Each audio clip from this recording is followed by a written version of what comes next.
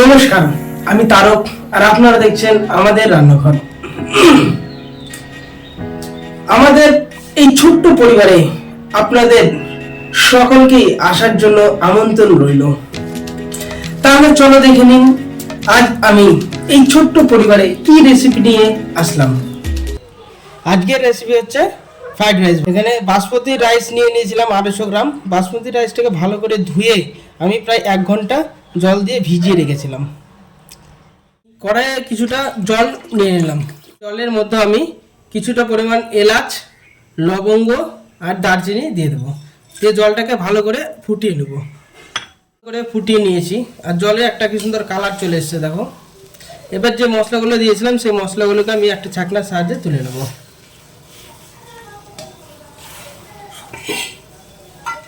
এবার যে চালটাকে আমি ভিজিয়ে রেখেছিলাম সেই চালটাকে আমি এর ভেতরে দিয়ে দেবো। দিয়ে ভালো করে একবার ফুটিয়ে নেব। চালটাকে প্রায় আমি 80% সিদ্ধ করে নেব।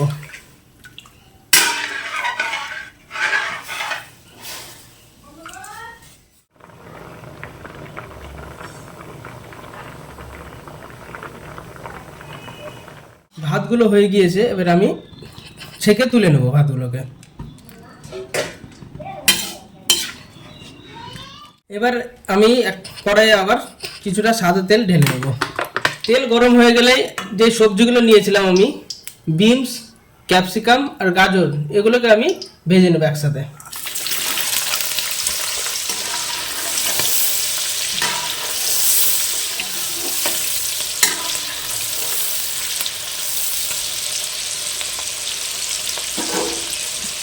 ক্যাপসিকাম, বিনস আর গাজরগুলোকে ভাজা হয়ে গিয়েছে। এবার আমি একটা পাত্রে এগুলোকে ছেঁকে তুলে নেব। এবার আমি কড়াইয়ে ঘি দিয়ে দেবো। ঘি দেওয়ার পরে এখানে আমি যে 25 গ্রাম কাজু বাদাম নিয়েছিলাম সেই কাজু বাদামগুলোকে আর যে 25 গ্রাম কিশমিশ নিয়েছিলাম সেগুলোকে আমি ভেজে নেব। হালকা জাল দিয়ে আস্তে আস্তে ভেজে নেব।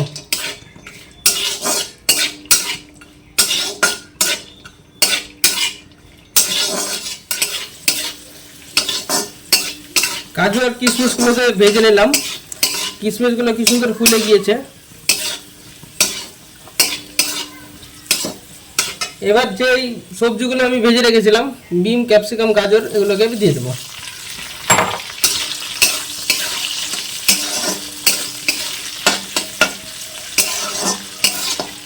এটাকে হালকা করে ভেজে নেব।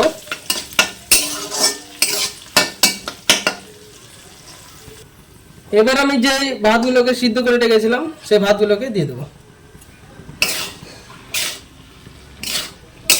ভালো করে হালকা জাল দিয়ে ভাতগুলোকে ভেজে নেব।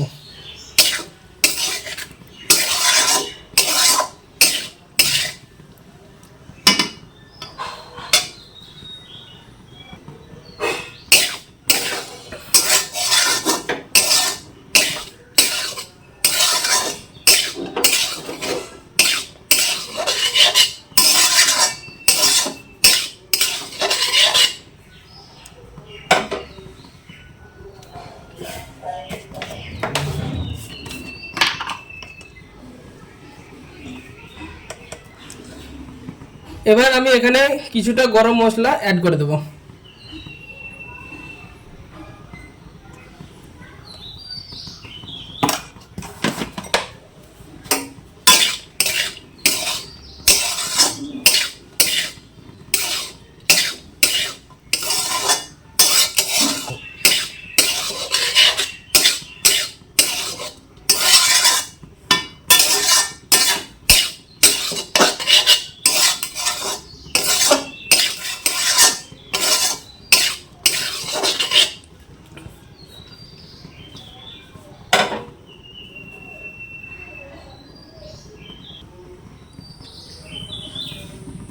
এবার আমি এখানে চিনির গুঁড়ো ব্যবহার করেছি, চিনির গুঁড়ো দিয়ে দেবো।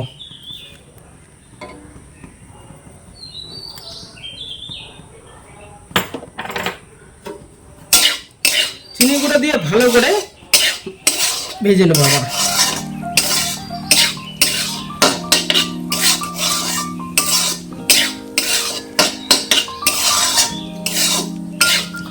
চিনির পরিমাণটা নিজেদের মতন দিতে হবে, যে যেরকম মিষ্টি খাবে সেই সেরকম ভাবে দিবে।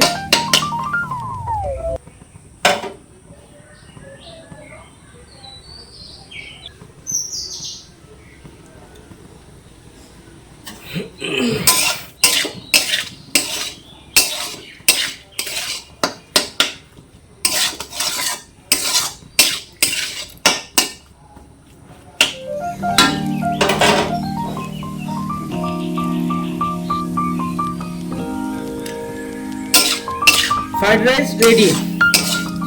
এবার একটা পাত্রে আমি নামিয়ে নেব।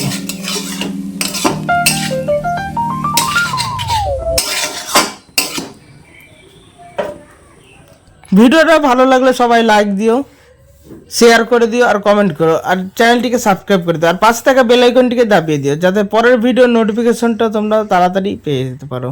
তাহলে আজকের মতন ভিডিও এইখানেই শেষ করলাম, দেখা হবে পরের ভিডিও। তোমরা সকলে সুস্থ থেকো, ভালো থেকো।